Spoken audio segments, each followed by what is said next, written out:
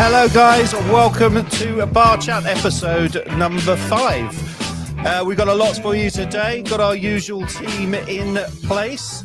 I just need to bring them onto the screen. Oh, here we are, chaps. So everyone should be here, and we've got a special guest. We'll get that in a minute. We're going to carry some of our usual valid points, including mainly football. We're going to touch on some rugby and, of course, some F1.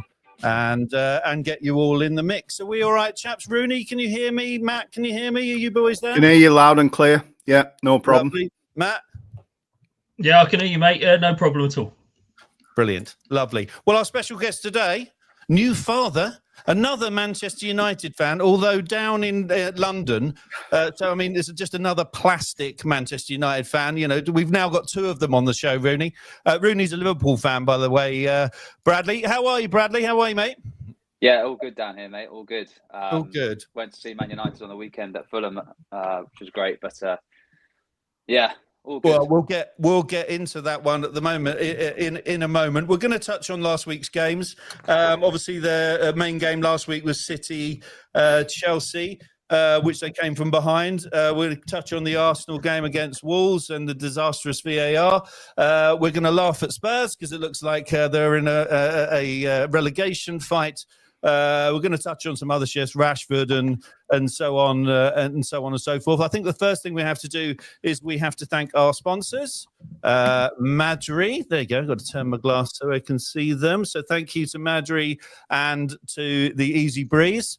We are live, guys, on Facebook, on YouTube, and Twitter. Although that is looking like it's being a bit slow on that one. So, but we're definitely live on Facebook and YouTube. So do comment, like, and share. Anyone can jump in at any point. We already have a comment, actually. If Everton and Leicester can beat them, then Spurs are shit. I agree. That's good. Thank you, Ian Connor. I'm glad you've waded straight in. But, boys, so let's get straight into it and let's not mess around any further. We had a good weekend, I think, on most fronts. Brad, you just said you went to the off camera. You were just saying you went to the United Fulham. Good match. Happy? Are they moving in the right direction? Are you an Amorim fan, or where'd you sit? Yeah, I'm definitely an Amorim fan. Moving in the right direction, probably not. Probably if we are, it's going to be a snail pace. But no, the game was pretty underwhelming. I think the first shot on target was at the 67th minute. Thriller. So both teams, to be fair, weren't really at the races. But yeah, I mean, hopefully, we can get behind Amorim and get a few better players in, and hopefully return to the top one day in my life. Well, have you signed the left back? Is he actually? Matt, do you know? Is he in, or is that a completed signature? Apparently, I heard he's medical today. I believe Dorgu. That's it. What do we know about him? Anything? Nothing at all. You Brad, do you know anything about him? No, I'm just hoping he's United's Doku, basically. But I think he's a different type of player, left back. So I'm not too sure. We'll have to see. Yeah. Right. Well, we shall see. We shall see. You had a good result of the weekend, mate. A bit of a thrashing of Ipswich. Happy with that one? Yeah, I was happy with the result. Good performance. Annoying that we let a goal in. What was in 90th minute. But we always do well against teams that want to play football. It's the low block that kills us and the fast ball in the corner to expose where we acknowledge we got issues at both fullbacks. Expected win. I think you're right. Thought Ipswich would come and try and play, which they did for the most part. But good result. Well, their manager will always, Kieran will always go and try and attack, won't he? And like you say, he's. They were talking about him for the England job, weren't they? In fact, when they were talking about United job before your guy got, and he's obviously got a talent. So Tottenham guys, they went to their 13th defeat of the season. We like that. Where do they start? It doesn't seem to me. I don't know what anyone's opinion on this one is, but with Ange, he won't change for Toffee Does he keep his job? Is he right to still be there? I mean, Levy's not normally very tolerant. Matt, what's your take on that? I mean, they're shambles, aren't they? Yeah, they're shocking. He's still stubborn and set in his ways, and I know Amorim is as well. But I think it's only a matter of time. I can't see him getting a result at the minute. To be honest, anywhere they go, their confidence is shot to bits. I can't see a result, and it's only a matter of time before he departs ways. So will he last till the end of the season? I don't know. I read the other day that there are the two who are the two centre halves? They're back in training anyway. So I mean, that will make a big. The spine of the team is basically gone, isn't it? Is his only defence? But for my money, you can't play that way. I mean, I always say to you boys, it's like watching the under-8s, and you can't play that way at this level of football. You can probably get away with it in the Scottish Premiership when you're looking after Celtic, but you can't get away with it at that level. So it remains to be seen what happens with him. Obviously, the Arsenal game, we'll get into the VAR piece in a minute because it's an absolute joke in my opinion. But I just wanted to touch on before we went there, Arsenal bid for Ollie Watkins last night, 60 million, although looks like it was rejected. There was talk of them going back, but that I think Aston Villa have come out this evening and said that's not happening because probably Durán is going to Saudi Arabia for 90 million. I wanted to ask you guys, firstly, what your thought was on Arsenal bidding for Watkins and whether that solves them a problem. And what do you think about a 21-year-old kid, if it's supposed to be the next, the next big thing, going to Saudi at that age? I know it's about money, but surely to God he wants to play top-rate football. Decent football, yeah. Mark, I jump in on the Arsenal. I was going to say on the Arsenal point. To me, 2 hours before a Champions League kickoff, that was classless from Arsenal to approach the club. It truly was bottom drawer. And to me, it says an awful lot that almost echoes what Arteta's done in previous windows along with the board. And at the 11th hour, they're chucking fantasy money in left, right and centre. If I was a Villa fan last night, I'd have been well fucked off. And not only that, you flip it. If, for example, you were 2 hours before kickoff and Real Madrid came in from Saliba, you'd be furious. Yeah, absolutely furious. But I believe that's why he put the penalty into Rose Ed. Yeah. And did a John Terry. No, I believe, mate, the reasoning that what do you believe? But I'm told that they got wind of this offer for Durán, which was at the time talked about to be 65 million. So I believe they were putting in, before that was agreed, they were tabling it. I don't understand. I do agree with you. I don't really care that they did it before a Villa game. That wouldn't bother me. But I do think it's very odd that we haven't done anything for 27, 28 days, sitting on our hands and then suddenly decide that we should go for it. Doesn't feel like first choice at all, does it, Brad? What do you think of Ollie Watkins? Would you 29, 60 million? I mean, it shows how I don't know. I think it makes more sense going in for Durán, a young guy. Obviously, has got a lot of talent. It's just interesting. I don't understand because I mean, how many minutes has Durán actually got this season? I think he's had a few big games, some big highlights, and everyone's gone, "Oh, this guy's good." But I feel like he hasn't played an awful lot.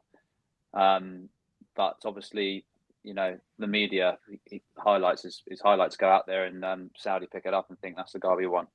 And the guy's probably from, he's from South America. I don't know what his background's like, but when you get offered that much money, it's probably hard to turn down. I agree. I understand that. Apparently, they had some fallout a couple of weeks back where he was interchanging between the two of them, and both of them were sort of kind of demanding first team starters football. So maybe that's the thing. But you would have thought, wouldn't they? And I suppose this is what Arsenal were thinking. Faced with I'm going to lose one of them, they'd have wanted to hold on to Durán and sell Watkins just purely on the fact, Rooney, that one's 21 and one's 29. Yeah, although to be fair, Durán, he's got promise, but most of the damage he's done, he's come on as sub, hasn't he, with 15 to go. That's when he's had his most compelling performances. So I'd say, from the club perspective, can he switch it to consistently 90 minutes or not? I get it. Watkins' age is now at a point where if you can get 60 million, you take it. But let's face it, not going to get rid of the both. They've got no attack. Should they do it? And I don't think they need the money if they're getting the Saudi money for Durán. Yeah. Do you think it might be a case of because Arsenal have been linked with Watkins before, and do you think it's a case that? Sorry, say it again. I was just going to say he's a confessed Arsenal fan, isn't he? Yeah. He is, yeah. So do you think he may have? So Arsenal may have been thinking of making a bid anyway, but because they've got wind of this Durán bid coming in, do you think they've then gone, oh shit, we need to act so we can get Watkins before Durán leaves? Exactly. That's exactly what they were doing. Possibly, but the cynic in me would say Arsenal do it every window. You know, they try and keep the fans happy and say, look, we're throwing big imaginary pots of money around, and guess what? Nobody's coming in. But let's see. Typical Liverpool fan. Talking of Liverpool, you're, one of the best paid. This made me laugh, actually. One of the best played managers in the world, Gerrard, left his job today. £15 million a year job on mutual consent, I understand. I mean, is he a manager, Rooney? I mean, what is it? What is all the great players? Why are they all shit managers? I mean, he's not been shit, but I mean, he's not pulled any trees up. We had a similar chat the other week, didn't we? Probably, I'd say Guardiola was certainly a lot better than average and excellent at taking on in management, but it is a rarity. Like we said, Mourinho never played or kicked a decent ball in his life and won everything. I don't know what it is. I don't know if it's ego. I don't know if it's you set off and you've got a much higher belief in your own opinion than your actual capability allows you to have. But it is common. Did it at Rangers, but let's face it, it's a two-team league, isn't it? And I noticed on the odds, he's the shortest price to go back to Rangers, which to me would be having gone to Villa and failed, having gone to Saudi and failed, and go back to Rangers. To me, I don't feel that good move. Has he failed in Saudi? I mean, can he manage? Oh, he's been terrible. Right. Yeah. And not only that, you think about the cultural differences. The only thing you can say about Saudi is you're going to get tan and you're going to be quids in. As for the rest of it, I'm not so sure. Well, you're seeing a lot. Right. I mean, yeah, exactly. You saw Henderson, didn't you? Henderson took his $600,000 a week for what was it, about 6 months, and then went, no, this isn't for me. And then he's at Ajax. I've heard he's on the move again today. I don't know if anyone saw that. I didn't see where he's going, but I understand he's on his way out of Ajax now. He's going to Monaco, is he? Well, but that's the rumor, yeah. Yeah, not a bad move. Not a bad move. A little tax haven again for him. Oh yeah, used to it. So listen, we'll carry on. We'll just touch away from football, and then we're going to come back to it. I just wanted to take your spin. There's a boxing story that's in the mix today. That AJ's next fight is going to be Hrgović. I think he was obviously wanting the Fury fight. We talked about that, Matt. I know you like your boxing more than most, and I think there's no rumours that Fury's coming out. Hrgović seems a risky fight to me. I mean, his last two fights, he lost to Dubois and to Isak. Isaac, he lost in round 8. He's no mug. Is that the right thing, do you think, for AJ to go back? Or does he need to take I mean, the other one they were talking about was Dillian White, which I don't think excites anyone, does it? It's been and done, isn't it? Dillian White's looking for a last payday. I think for AJ fighting Hrgović, there's nothing in it. There's not going to... I mean, if it did happen, look, I can't see him putting it on pay-per-view. I can't see that happening. I don't think many people will want to buy it. I mean, any AJ fight, Matt, it is for me going to be pay-per-view. I mean, I think that whether it does really well, I'll take your point, but it will always be someone they're always going to want 25 quid for that. Yeah, 100%. Yeah. But is it interesting? The only thing that gives it a little bit of jeopardy is, as I understand it, if Dubois fights, who's his next fight against next month? But it's brain's gone. Whoever he's fighting next month, the person that would win that is very likely to get that fight again. So that Right. that might be the route they're trying to go. To me, the division's got problems at the minute, though. You've got Usyk right out there in the front. If you drew it on a whiteboard, then in the hiatus middle ground, you've got Dubois, you've got Fury, you've got AJ, you've got Wilder, you've got Zhang. And then beneath that, you've got the up-and-coming like the Moses Atomos. So there's such an imbalance in that division at the minute that everyone in that middle ground, they're not drawing big interest. They're not. And it's just a phase and a evolution of where they are at the minute in the age of that group, really. But it's in transition, isn't it? It's like when you go out of all of those, if you like, big ballers are getting into their 30s. The Furies, AJ, they're moving on, and these young kids are coming through, and that's probably the next step. And we're only going to see how good they are when they start getting the big fights. So, it remains to be seen. I think I'm inclined to agree with you, Matt. I think Joshua's at the end of his career. Could you think he could get a world champion again? I was going to say, I was literally just thinking, he needs to take these risky fights against Hrgovic and Zhang. Needs to have those sort of fights to be in contention for another title fight against what would look at the moment would still be Usyk. Yeah. Who is without those fights? Who has Hrgovic fought recently? Is there any? Where's he in the pecking order? Or is he kind of floating in the middle there? With Dubois, but he lost. And Usyk, they were his last two fights. But he also knocked out Zhang. He's a good fighter. He is a really good fighter. But these aren't like 35 and 0s. There's even talk of AJ. What's his name? Turkey Al Sheikh wants AJ to fight Wilder. Is anyone interested in that now? It's been done, hasn't it? He's gone. No. Wilder's run its course out. Exactly. The money fight, as we said last time, is Fury AJ. If you just look at pure money, pure British interest, do it at Spurs Stadium, whatever, that's the big money fight. But I think when you look across that middle ground, everyone's nearly there, or has been, or not going to do it again. And the interest level just isn't there. I agree. Little turn to F1. I know you're keen on F1, Brad. It was an interesting stat that I wanted to bring in. That Hamilton this week, obviously his first testing behind closed doors, has stacked his Ferrari. But the interesting fact that I got out of that was that when he went to McLaren, he stacked his Ferrari. His McLaren, sorry. And then he went to Mercedes, and then for opening testing, stacked the Mercedes. He's now done it to the Ferrari. And on each occasion, he won the world championship. So what I'm basically saying is in 2026, Hamilton will be world champion. Sound realistic to you, Bradley? It bodes well, that's for sure. I'm not sure, really. I think he's in a good car. It's just you just worry about. You've seen a lot of good drivers in the past try and do the same. Join a new team, and it just doesn't work out for them. Daniel Ricciardo springs to mind. Whenever he's joined, he's had a great time at Red Bull, and then when he joined Renault and just couldn't get going, and then again at McLaren. So you just hope. And when you saw that crash from Lewis Hamilton, I wasn't aware. Have you seen it? Have you seen the crash itself? No, I haven't. I don't know how bad it was. No.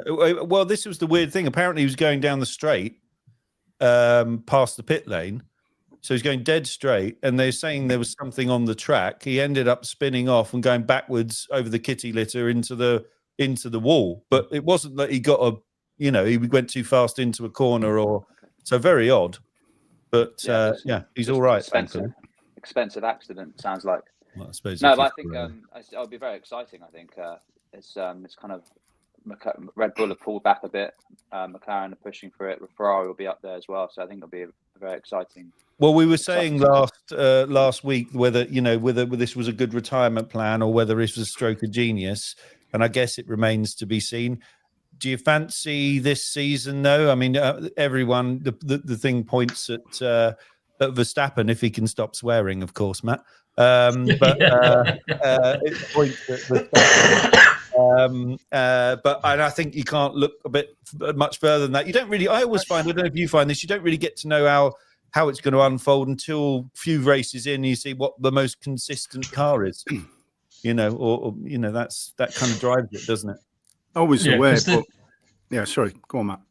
Oh, sorry, I was going to say every team makes a slight change to their car anyway, and different drivers, new cars. There's going to be accidents. There's going to be like a bedding in period, really, for all the teams. Unless even if you've got the same drivers, like I said, they'll make changes to the cars, and good and bad. So who knows what's going to happen in the first few races?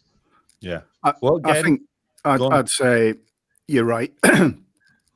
I do have a funny gut feeling it's going to be more open this year than it has been in previous seasons, but we'll see.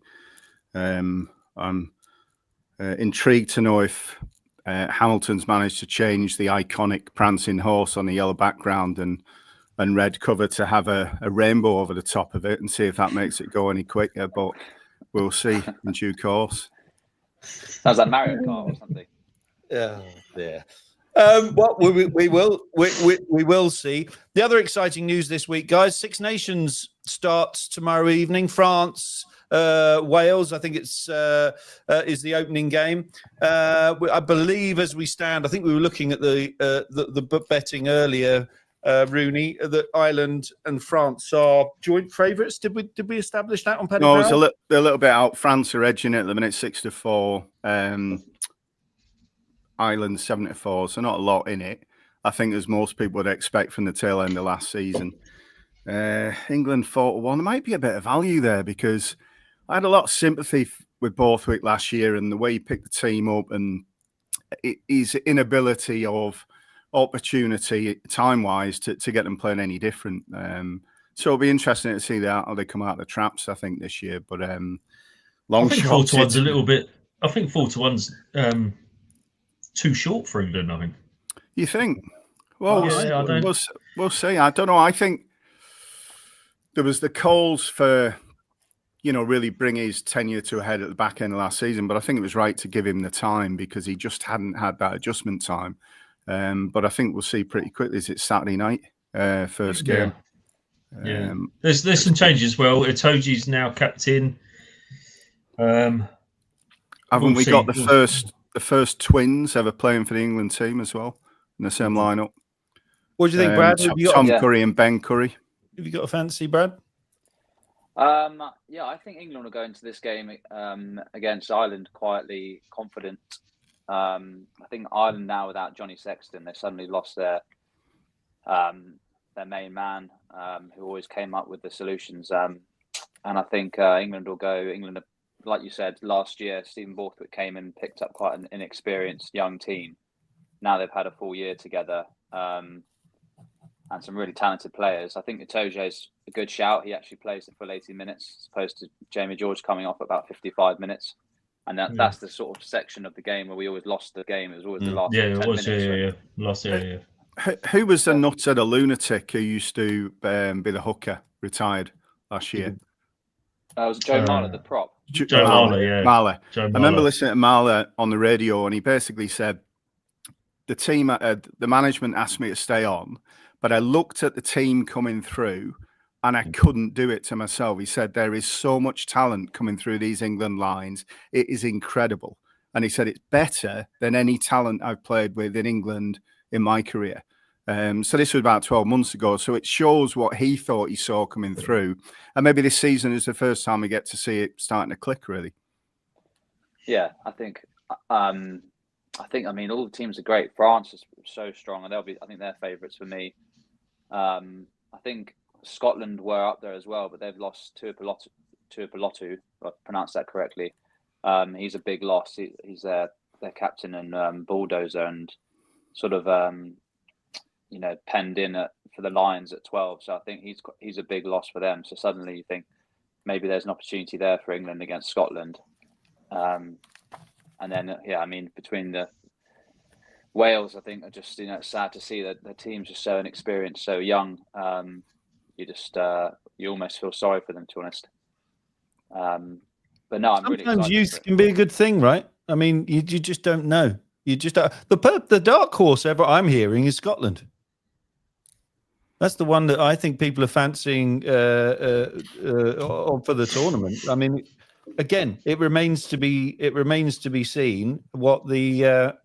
Sorry, I've just lost my notes there. It remains to be seen. It remains to be seen where it all goes. We're back in. Sorry, guys. Are we all watching it tomorrow night? Anyway, I think it's on in the pub, Rooney. Yeah, well, I was supposed to be playing darts against Cons Club A tomorrow night, but it's been called off, so I am available. Well, I believe it will be playing, so we can get into it.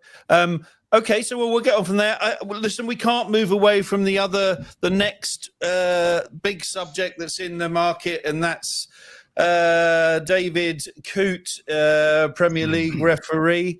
A very contentious subject, so we'll tread carefully.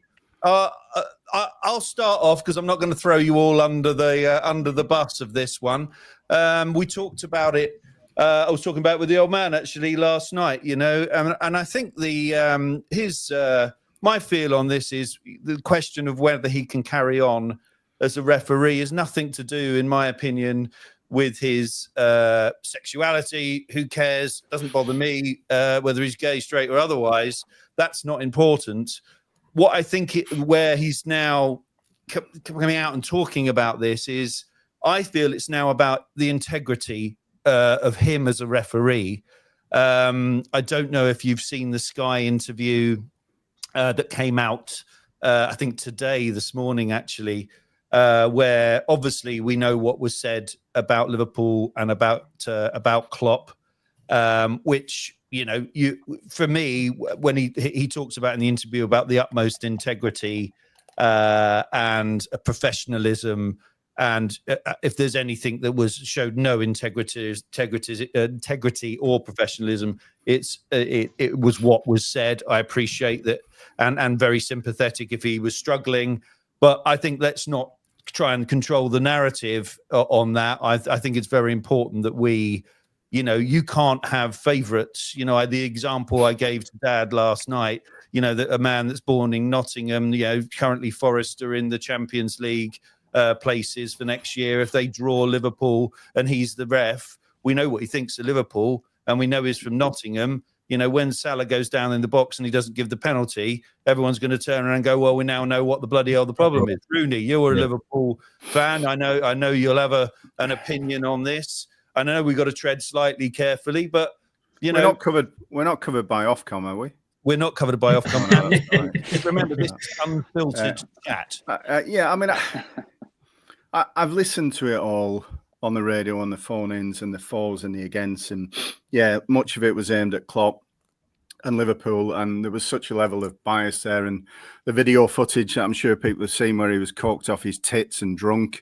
I mean, what do you do? Is there a comeback from that when your whole, almost your whole rationale of the role you perform is impartiality and absolute kind of benign adherence to the laws with no bias? I'd be honest with you, I don't see a way back, and I don't think that is being uncharitable. I think he knew at the time exactly what he was getting involved in, and the comments, and clearly, I mean, I said it before, I think the people who've thrown him under the bus by filming that and releasing it need to have a long, hard look at themselves as well. But equally, his mates. Yeah, well, yeah, ex-mates. Supposedly.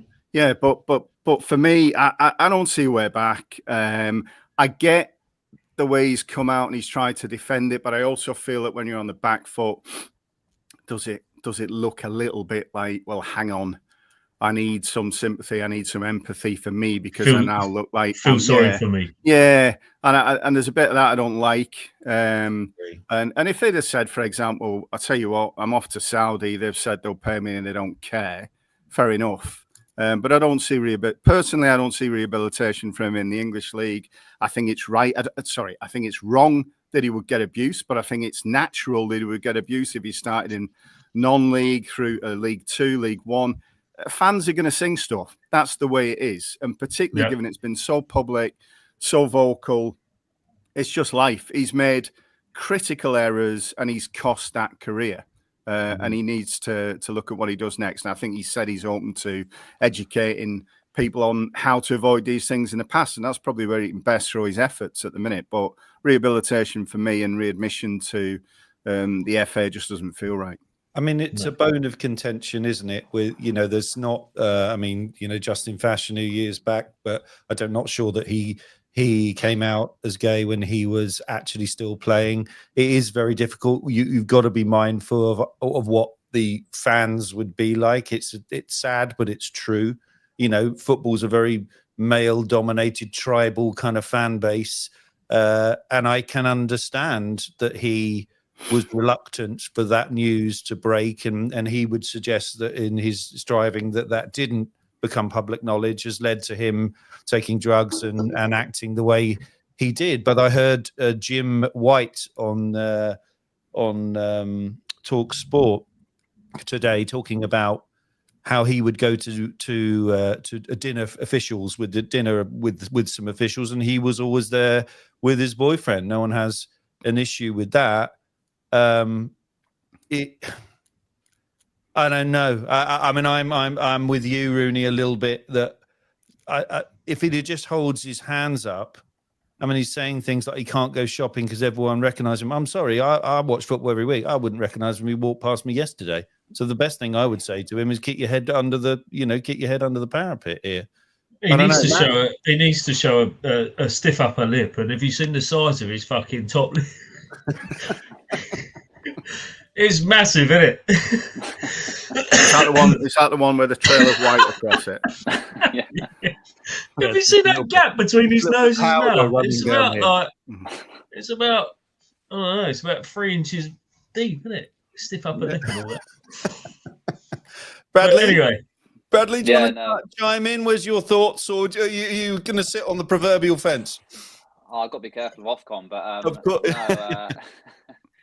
It's just like, if he's in the highest level of his in his industry, you could say, or in his role, he's at the highest level. So there's just a certain way to behave. So and he's crossed the line. He's just obviously, like we mentioned earlier, the guy threw him under the bus.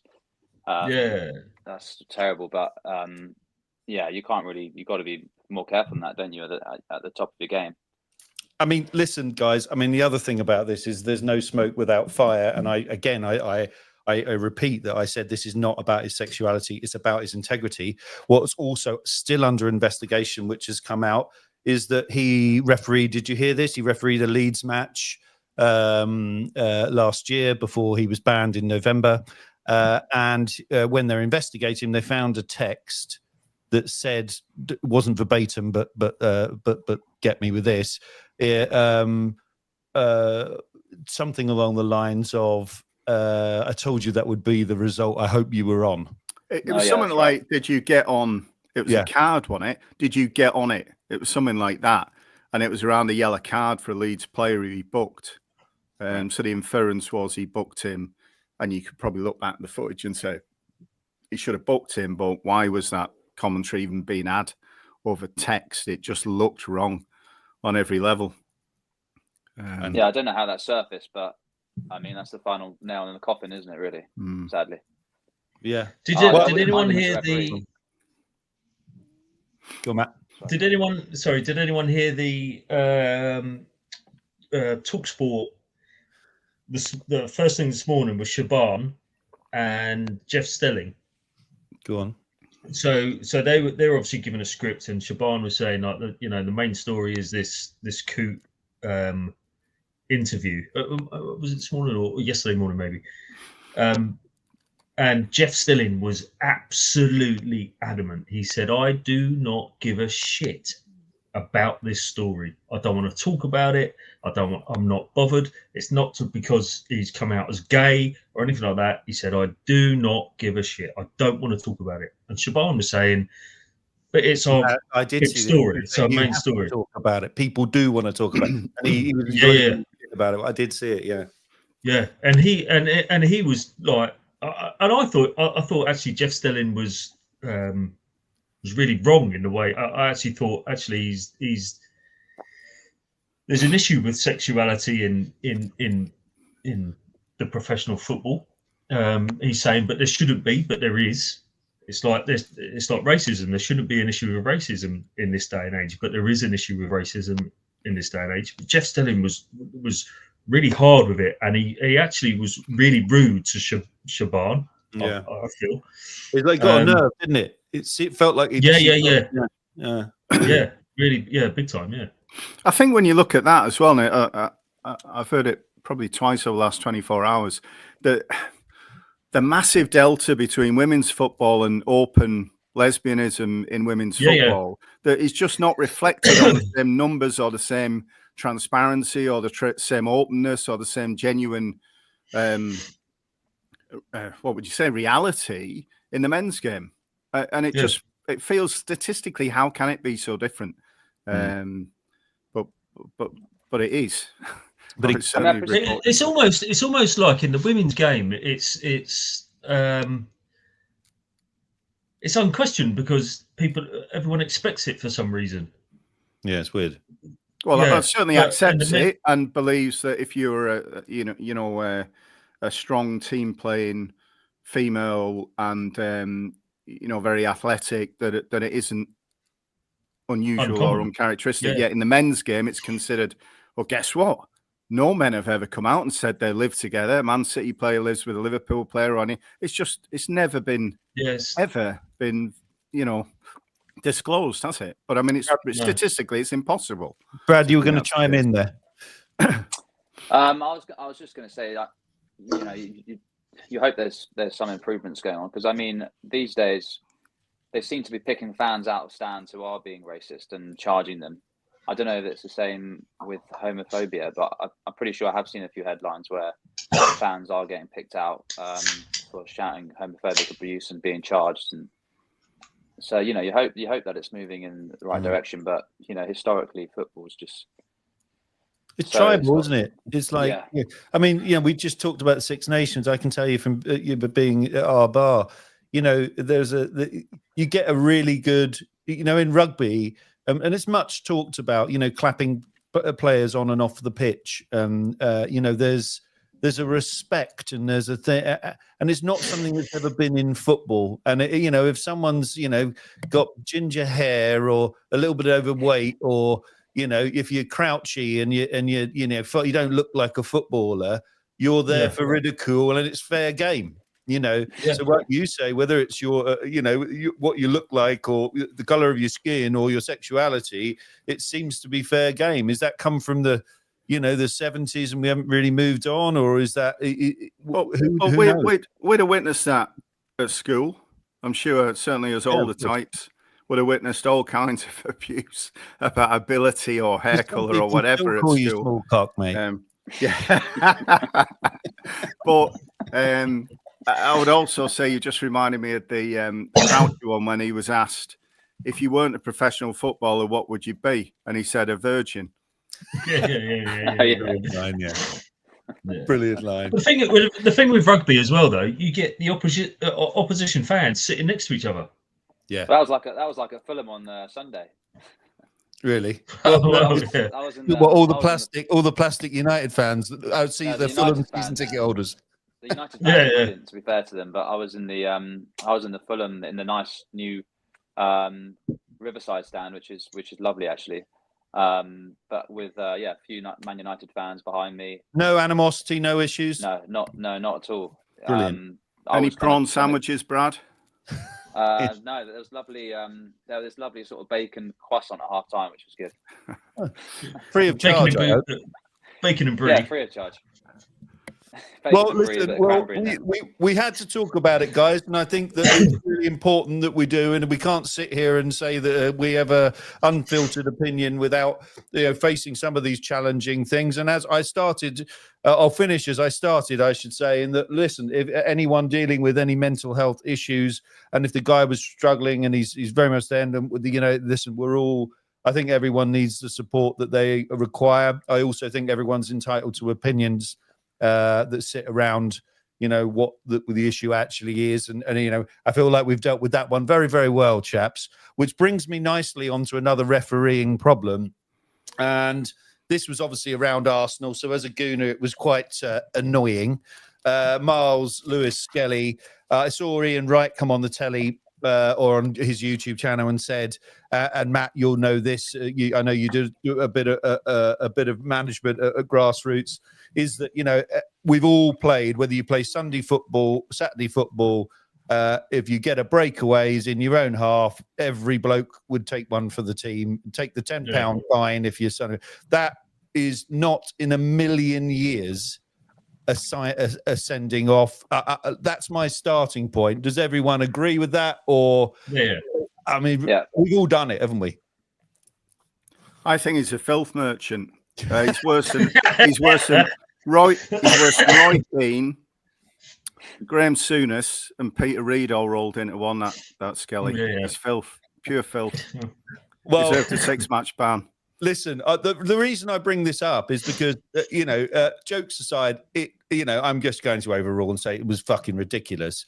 But what they actually, the first communication that came out with was that because Michael Oliver is a senior Premier League referee and the guys that were in the studio were below him, not, or they didn't feel about. It'd be like telling your boss, mate, I think you've got that wrong.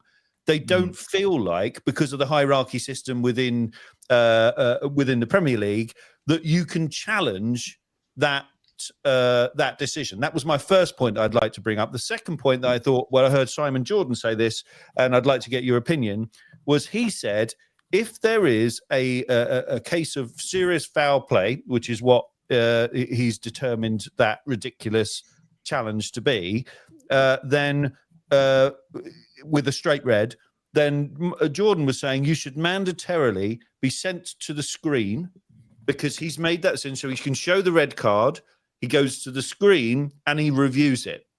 And therefore, because we have this weird scenario that the decision on the pitch stays, right? So VAR can't intervene, which is totally fucking mad, because that's what, in my opinion, what they're there for. So firstly, I wanted to ask, I'll go to Matt, I'll go to you first. The concept of having that mandatorily going to a screen seems to make a lot of sense. Yeah. I mean, where do you stand with this? And of course, the hierarchy with the rest. Well, yeah, the hierarchy is just ridiculous, because how can you not say something just because someone's got more experience or they've been in the job longer and whatever it is? You can't have that hierarchy, It makes the whole thing a farce. Yeah, of course it does, because everyone gets something wrong sometimes, right? Everyone makes mistakes. He now we know, looking at it at the time, even it was he got it wrong. So why can't someone, or like Simon Jordan saying, you've got that wrong, the game stopped anyway. Yeah. Go to the screen quickly. Have a quick. It takes 5 seconds to see. But what they're saying, Matt, is the tail's then wagging the dog, and by going up for what Jordan's saying is. Actually, what he's saying is, no, mandatorily, I'm going to the screen. I don't need to be told to go to the screen. He goes, no. This is standard. I have to now go because I've sent someone off with a straight red for foul play. Yeah. Yeah, go to the screen and have a look. Like I say, it will take 5 seconds. You have a look and go, actually, made a mistake. Yeah. Cancel that red card. You visit the, blah, blah, blah, guys, no thing, yellow card, carry on. Brad, your thought? I think as long as they can run 100 meters in under maybe 12 seconds and they can get to the screen quickly and back and not cause too many delays in the game. Your concern is it stops the game? Well, yeah, I mean, it's another kind of delay in the game. We've already got so many of them with VAR. We've got rid of the lines and things, which I think has sped up the game a bit this year. But we haven't, have we? Did you see the Champions League last night? Champions League last night, they were making decisions like this. We're still getting the stupid fucking lines out and spending hours trying to decide whether we're going to upset the ref or not. Oh, I must we had lines out. We had lines out Fulham Man United when Ahmad's goal was offside. They drew lines in. Rooney, where do you stand on this? Well, where do you start? the media haven't covered this, and it fucking annoys me because I don't know if you remember the game, but Liverpool away at Spurs, Diaz got a perfectly good goal that was ruled offside. It was a knob end in the wagon looking at the video, Darren England. Who was a knob end at Wolves, not overruling or challenging Oliver, Darren England? There's a common denominator there. So you talk about tail wagging dog. It should be dog and tail and tail. They should both have the responsibility and accountability for getting the right outcome. Shouldn't be any concept of seniority, but there's a Mr. England seems to be in the middle of all of these problems. And it's interesting because obviously he was dropped from I think it was 2 to 3 weeks after the Spurs one, because I don't know if you remember the stories at the time. There were suggestions that the team in the van were looking at I think it was the Ashes game or the England away cricket game in the corner. So we're all caught by surprise by it. To me, it's not right. The whole thing isn't right. That was a classic example. What was it, 18 months ago now, for them to draw a line under it and say, we really need to look at how this works. The same fellas. Did you see the news? Sorry, that the Norwegian, I know it's Norway. Did you see this? Division 1, Division 2, all clubs unanimously have said we don't want VAR. Get rid of it. And what game were we watching the other day? There was much more jeopardy without it. I mean, we used to live in this world. We watched it was the Arsenal United game. Arsenal United, Arsenal easy United. breeze, yeah. So you live in this world where, sorry, Brad, go on. No, I was going to say that game was brilliant. It was like a sort of just old-fashioned, old school. Old school, yeah. And no one cared. Everyone just took the ref's decision. There was no VAR, so there's no qualms, there's no arguments, there's no disputes after the game. There was one bit a bit easier. There was one bit in the first half, Mark. I don't know if you remember. Arteta was going bananas when somebody scored, and they were 3 yards offside, and he was going absolutely bananas. So you get the other side of it as well. It just looked ridiculous when you showed it back. There was no VAR, and you look at the level of distance. But yeah, I mean, what do you do? I mean, to me, the whole argument for VAR originally was, England, Germany, Lampard's over the line goal. There was no better example of what video footage could prove and drive in terms of an honest outcome, and it's just kind of grown arms and legs. And but that's not even VAR, because they've got goal line technology now for that sort of scenario. Yeah. So use it for that. Use goal line technology. VAR. I mean, if VAR was on the Man United Arsenal game, then there'd be no penalty. But luckily, our boy saved it, and we won the game, Mark. Yeah. Anyway, moving on. I was trying to say, I don't know if anyone's got a phone, because we're obviously live 30 minutes before kickoff United game. Anyone got the lineup there? Anyone got the lineup for United game? And are we happy? How do we feel? Matt, bear with me, and I'll get it for you now. Okay, so United lineup is Bayindir in goal. Yeah, who's in goal? Right, okay, yeah. Bayindir, yeah. And then we've got Mazraoui, De Ligt, and Martinez as a back three. Right wing back Dalot, left wing back Malacia, with Kobe Mainoo and Toby Collier in the middle. And then we've got Christian Eriksen and Fernandes, and with Højlund up front. Brad, how do you feel about that? Not too bad. Whenever I see Eriksen, as long as Eriksen and Casemiro aren't at the pitch at the same time, they haven't got the legs. If they're both on the pitch, then it's just not a good feeling. But Højlund needs. But to be fair,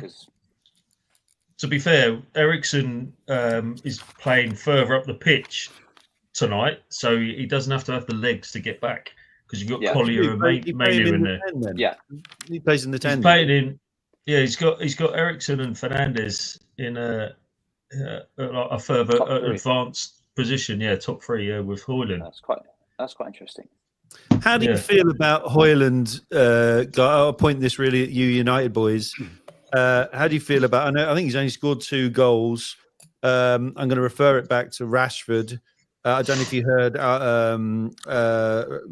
Ruben Ahmed's comment this week. Where I'd rather play my 60-year-old goalkeeper coach than play a player that's not interested in training.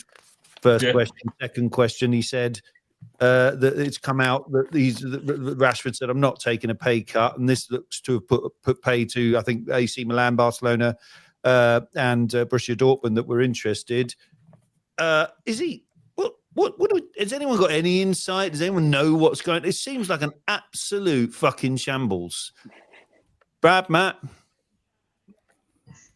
You go, Matt. Go on, Brad. You go. I think, it's a shambles, but Amorim has come out and said, I respect him for it. Yeah. He said it's nothing personal against Rashford, but if you're not training, you haven't got the life. It's an expectation for everyone, and it's a rule and for every player. And if someone, no matter who you are, doesn't want to adhere to the rules and expectations that I have put in, then you're not playing. And it's as simple as that. But it's not just. I don't think it's. I mean, it's not like Rashford's been shit up for 4 or 5 seasons in a row, and then all of a sudden he's dropped off the planet of the earth. He's the most inconsistent superstar that we've had for a long time. But he's got to be able to do better than 2 goals a season with the guy you've got. Højlund, yeah. I mean, I'll be honest, yeah. I'm absolutely losing patience with Højlund. I loved his work rate and his desire, and when he scored, and yeah, he's just like, I love that. But he's not got scoring goals. He can't hold the ball up. It's just everything bounces off him. It may be a confidence thing, but he's just not at the game. He's not at the races at the minute.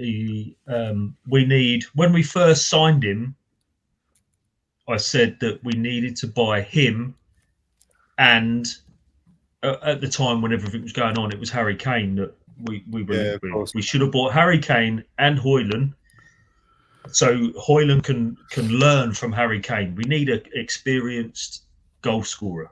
So would you have Ollie Watkins? I'd take Ollie Watkins all day long, yeah. Absolutely. You'd go, would you, Brad? You'd have him? Yeah, no, I think, you asked us at the start of the podcast, but Ollie Watkins is a great player. I think he's a good striker. He's still got a few years in him in his prime. So I think any club would be lucky to have him, definitely. And there's not many proper number 9s out there at the moment. That's the problem. We're all looking for one, aren't we? Well, the thing is, will it come down? I mean, I think it's a shithouse, Rashford. I really do.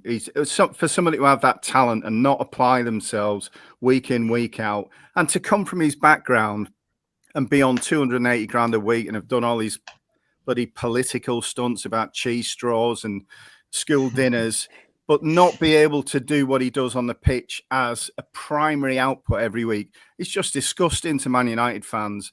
It's disgusting to the club. And I, as you know, because I've said it on previous podcasts, as a Liverpool fan, I'm a huge Amorim fan. And I'm so glad he's taken the stance he has, which is I'm in charge. You've not just not impressed me in my 3-month tenure, you've fucked the last 4 managers off as well. So there's no way you're getting a look in with me. It's the right stance to take. But I think if he had anything about him as a man, he would have said, I'll tell you what, I'll take a 30% pay cut to get my career back on track and show people what I can do. He's not done that. To me, that's the next World Cup. Absolutely. I think it's a strange way of handling it, though, because I feel like that's just, speaking to the media, using the media as a means of just communicating with Rashford. I feel like that's just going to piss him off even more. Yeah, but the thing is, I think the media, it goes into the managers have to do so many sort of conferences and stuff and media days and stuff. I think the little there, Mark. Product placement, mate. I think the media, he has to do it. The media, one of the first questions they're going to ask day in, day out, what's happening with Rashford? What's happening with Rashford? What's happening with Rashford? And he says, so he's going to come out and he's going, I haven't got a problem, Rashford, but he needs to fucking train better. He needs to train hard. He needs to apply himself. Like Rooney, you said about all these school dinners and everything, and he was golden child and he got so many school dinners for his kids, which is right. This is fine. Use your public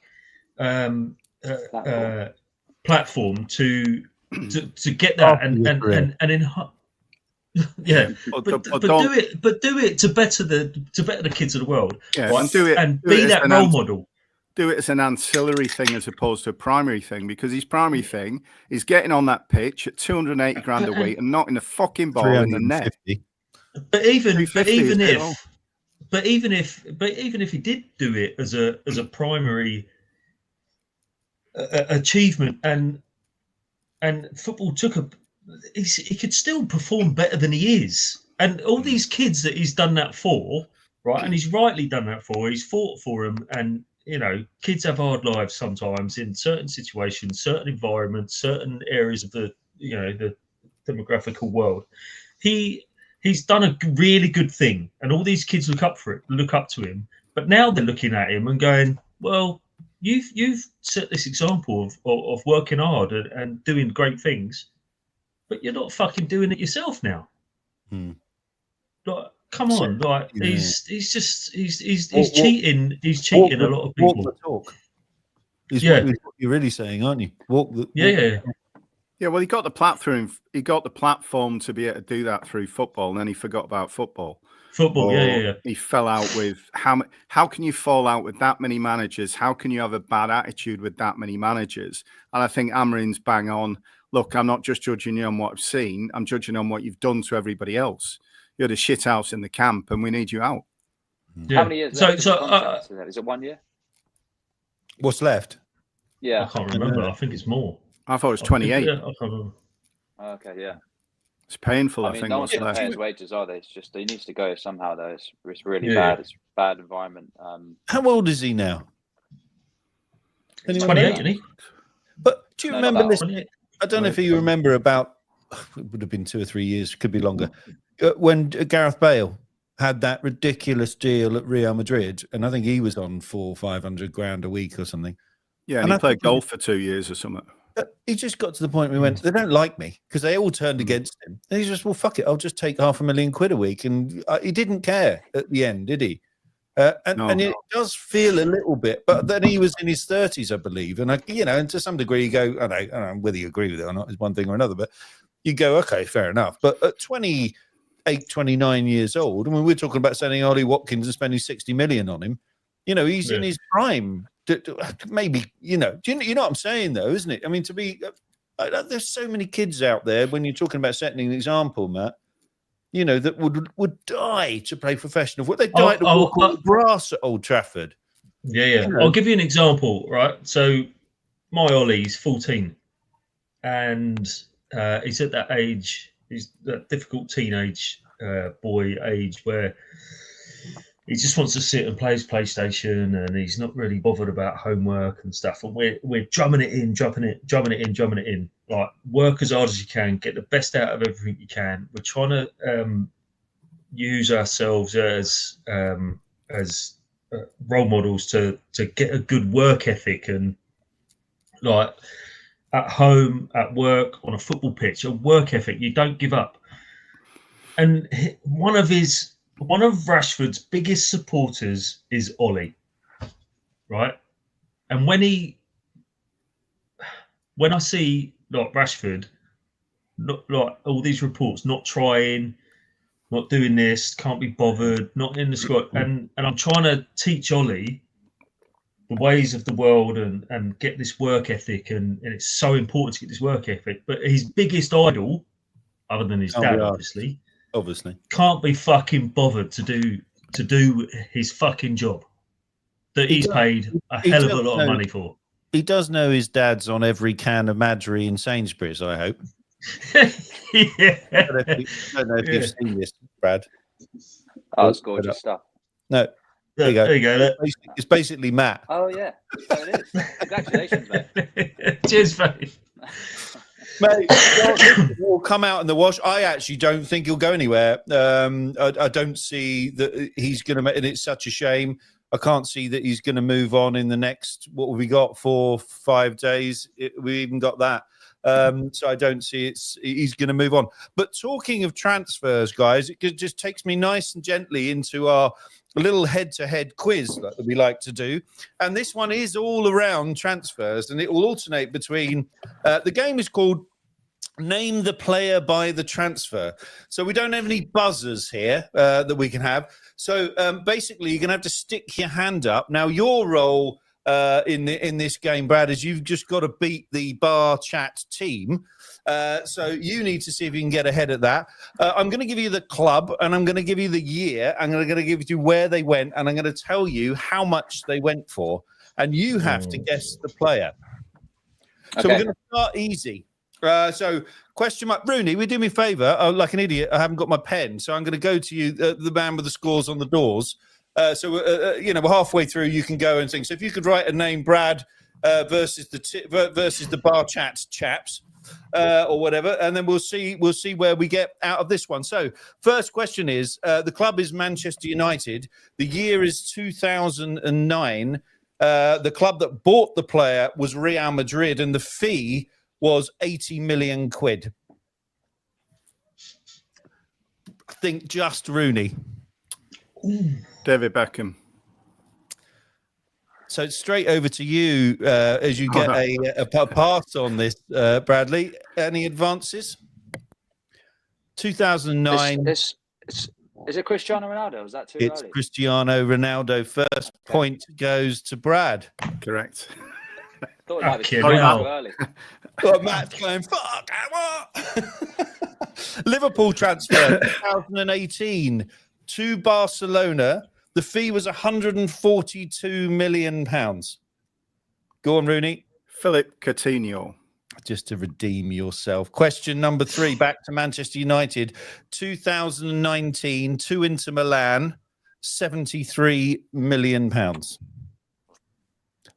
Go on, Matt. That was me. Yeah. Lukaku. Yeah. Lukaku. Correct. Very good. Liverpool transfer 2015, Manchester City to Manchester City, 49 million. Sterling. No points for shouting out, but I will give it to you anyway. Question again, Man United 2022 to Juventus on a free. Oh, Pogba. Pogba it is. Liverpool transfer, Liverpool to Bayern Munich 2022, 35 million. Go on. Mane it is. Manchester United year 2006 to Real Madrid, 17 million.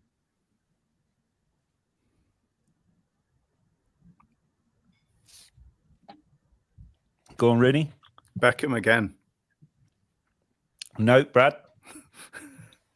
Was it Chicharito? No. That's a wild shout, actually. I'll give you a slight clue. Dutch striker. Matt. Van Nistelrooy. Van Nistelrooy it is. Liverpool 2014 to Barcelona, 75 million. Matt. Mascherano. Over to you, Brad. 2014 to Barcelona, 75 mil. I was going to say Mascherano as well. Biter. Suarez. That's the boy. Suarez, yeah. Okay, 2017 to Lyon, 16 million. From where? Manchester United, sorry, guys. Man U, 2017 to Lyon, 16 million. To Leon. Slightly more tricky, this one. I have got a clue if we're hitting a... Go on.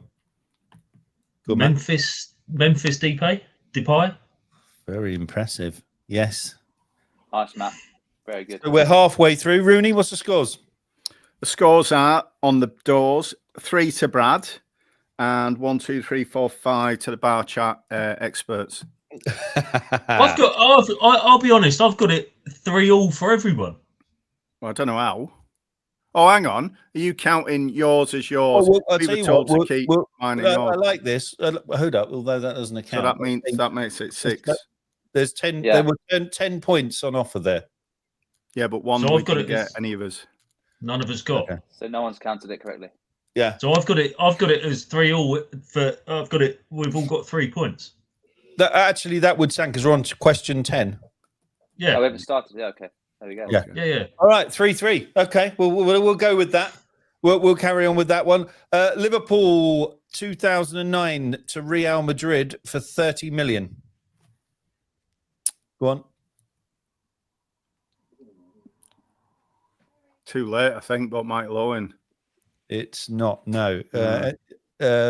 Brad, do you any answers? Any suggestions on that one? No, I'm struggling with that one. I'll give you a clue, guys. Spanish midfielder. Alonso. Alonso, yeah. You both shouted out, but I'll give you a point each. All right. Happy days. Manchester United 2003 to West Ham on a free.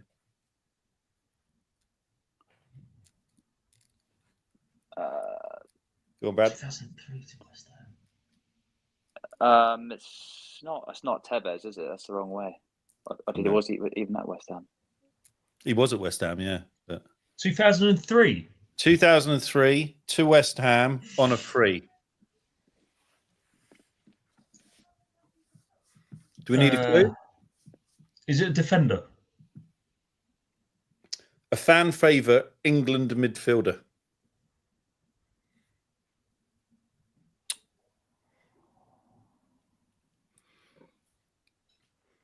It's not. Well, the only one I think I was Carrick, but he went the other way. West Ham to United, so.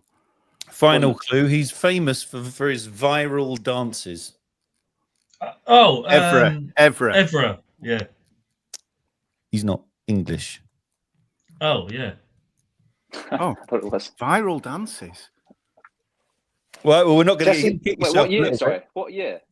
2023. Did I say 2003? Jesse Lingard then. Yeah. Yes. I'm sorry, guys. 2023. Oh, Jeff Lingard. Only 20 years out. That's Sorry, why I'm mate, giving no Tevez. Oh, sorry. My bad. Liverpool 20. Wow. It's a point for Brad anyway. Just remember. Who was it? Hang on. Who is it? Lingard. Yeah. Liverpool 2021, not 2001. 2021. PSG 10 million. So left Liverpool 2021 to PSG for 10 million. Wijnaldum. It is Wijnaldum. Okay, Manchester United 2023, Real Sociedad 9 million. No. Go on then. No, actually, I was going to say Herrera, but that's before, and he didn't go there. 2023, Real Sociedad from Manchester United for a fee of 9 million. Do we need a clue? Not Donny van der Beek. No. Do we need a clue? Not De Gea. No. Spanish playmaker. Mata. Oh, Mata. Who shouted Mata? I shouted it. Brad Sorry. shouted it. I put my hand up. Yeah. Well, Brad, I'll give you that. You know, new to the game. You know, can't be holding it against you. Matter it is. So we got what 5 questions left. Either one of you. Where are we on the scores, Matt? Well, I've got BarChat on 10 and Brad on 6 at the minute. Okay, and what's the split? So I've got. We didn't do the splits because you said at the minute, right at the outset, you said it was me and Matt versus Brad. I know we're getting both scores. Just to I haven't been marking them separately because making it windswept and interesting. Okay, Matt, I've got Brad on 6. Correct me if I'm wrong, Rooney. I've got you on 5, me on 4. I haven't split ours, so you're winning, Brad. right. 5. Well, I've got 10 collectively, so. Okay, Liverpool to in 2011 to Newcastle for 25 mil. Oh, 2011. Liverpool to Newcastle. Striker. Hand up. Stan Collymore. 2011. Oh, yeah, it's a little bit after Stan Collymore, isn't it? He was with TalkSport by then, I think, mate.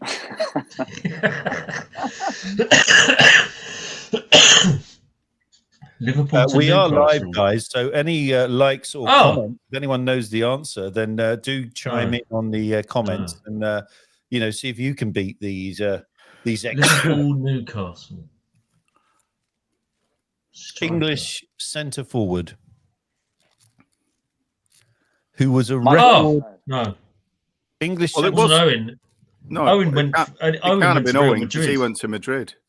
Yeah. English striker who was the club's record signing when he arrived from Aston Villa. So he went from Villa. Oh, Andy Carroll. Andy Carroll it is. Famous Question number quote, just a 50, shit Andy Manchester Carroll. United. Manchester United 2014 into Milan on a free. what year? What year? 2014.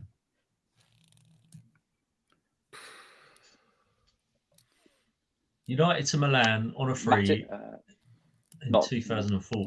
2014. No, it wasn't that long ago. I was going to say Darmian, but that wasn't that long ago, was it? Do you want a clue? Yeah. Long-serving captain who won the Champions League in 2008. Carrick. No, you didn't go there. From Manchester United, 2014 to Inter Milan.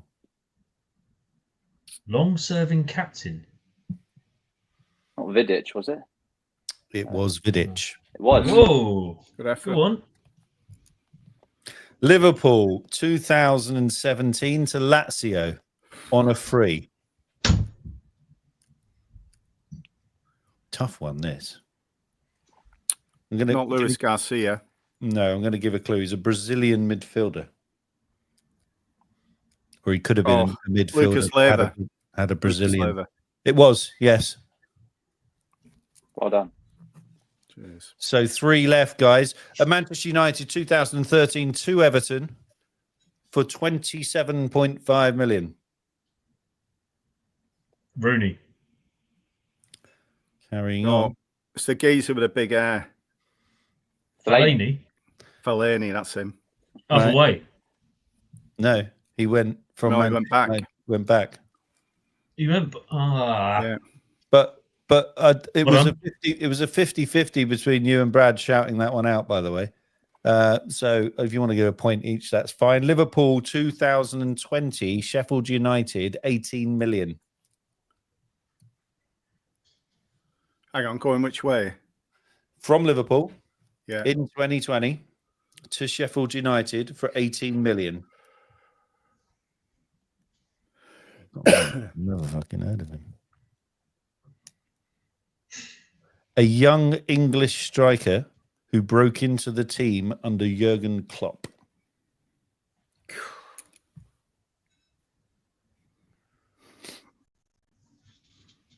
Well, it looks like a no, so we're moving on. The answer is Ryan Brewster. Oh, Who? yeah. Exactly. He was Never shite when he got there as well. Was he Yeah. crap? Yeah, awful. Okay, Manchester United 2004 to Boca Juniors on a free. Tevez. Manchester United 2004 to Boca Juniors on a free. Tevez. It's not. Is he not? Was it? 2004. Was he Brazilian? Is he Brazilian? No, but he is South American. Not Chikorita. I've already mentioned him. No. Want a clue? Oh, Diego Forlan. No. Oh. Argentinian midfielder who played under Veron. Sir Alex Veron it is. Yeah, correct. Yeah. So where are we on the last question? Is it close, boys? We are 1, 2, 3, 4, 5, 6, 7, 8, 9. I've got Brad on 9, and I've got us on 11. That's wrong because there's 20 questions. I've still got one left. I know, but we've missed a couple out, haven't we? We haven't got a couple. We didn't get a couple. Actually, there's been a couple of double points awarded, isn't there? Yeah, Yeah, there are. Yeah. Nine plays 11. What do you got it as, Matt? Or have you given up? I kind of gave up a little bit. 6, 7, 8. You can't just now make it up because you gave up. No, I've got it as hang on, 5, 6, 7, 8, 9, 10. Yeah, few for me. I've got it 9 against 12. There you go. What, to Brad? No. To the BarChat crew. I mean, to be honest, it's 2 brains against 1 that aren't doing doubly as good as the 1 brain, but... There we go. Well, look, the final question, because so the jeopardy is, I think you've already won, Brad. Liverpool, 2018, Juventus on a free. We could do make it double points or something. Who's this? Liverpool to Juventus? Liverpool to Juve in 2018 on a free. On a free.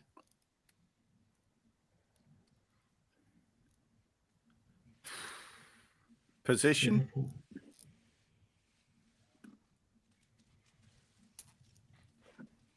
What was his position, Mark? You want the clue? He's a German midfielder who was part of the 2014 title challenge. God, see his face. He's got a sharp cut, haircut, Turkish German. Oh, Emre Can. That's him. Correct.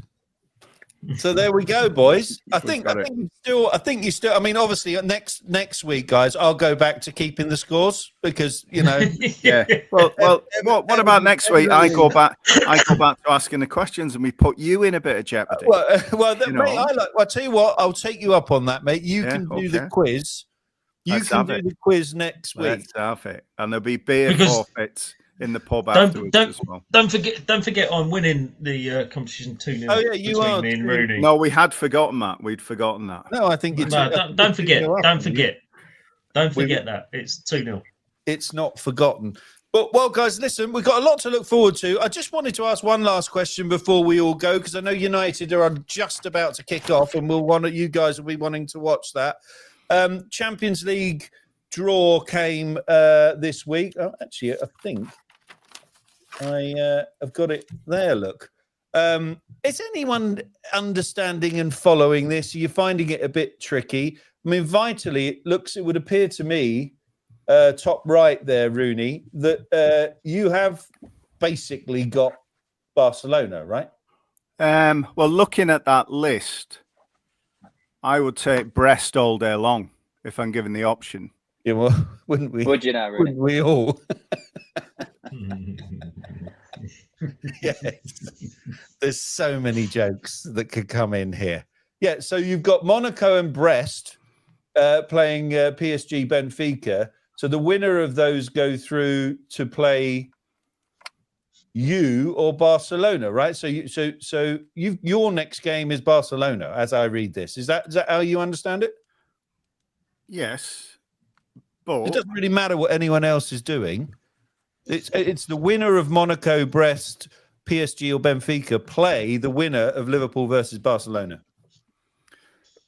I think that's the way it works. I mean, it's new ground for everybody, isn't it? I mean, to be honest, having won it, the inaugural tournament, we should really get a bite at the final. That's what I'd have thought we'd have got for all that effort, but not to be the case. I guess rewarded probably by having to face the second or the runner-up team in the last 8. Well, so is that right? The top 2 teams are going to play each other because Liverpool and Barcelona finished. Were they top 2 in the league? Yeah, top 2. Yeah. So it seems the only difference is the higher the. Brad, I thought it was if you were first, you played 18 because you got 2 people coming from the playoff, right? And if you 16, sorry, yeah, and it was that way. So how is it that I mean this is the latest thing. We need to cross-check this, but I did look earlier on a few sources, and this is how they saw the road in. I don't quite understand it, to be honest. No, it is complicated, isn't it? I have to say, I was watching it last night, and and the jeopardy, like particularly with Villa, that Villa got themselves in, and Celtic were touch and go with a few minutes to go, and that bit was exciting, but it wasn't clear, even when he read out at the end, how it would all work. I mean, I know for you Manchester United fans down there, it's not overly important, is it? But it'd be interesting to know how it works. The format on Europa's not changed, is it? I think the Thursday night Muppet League's still the same format this year, isn't it? Do they still play the Sesame Street tune as they all come out? Is that, and there's the Muppets? I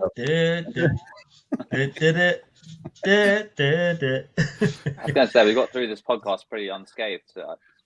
Well, this is very true. I mean, actually, the one thing I do agree with, which it always used to annoy me, particularly when we were in the Europa League, and that was that now they have scrapped this idea that if you get out in the first thingy of the Champions League, that you can somehow find your way into the Europa. It always seemed bloody stupid to me. So I'm it's pleased. the same format as the Champions League now, isn't it? The Europa. Yeah, it is. Yeah. Because So you're fourth. United. Yeah, we need to draw tonight to qualify without having a playoff. I think there's just too many games going on there. All the games are kicking off at 8 o'clock, so there's The same as last night. Yeah. That's what happened. Same as last night. Yeah. I think it's just you can't keep tabs on. You can only really watch one game.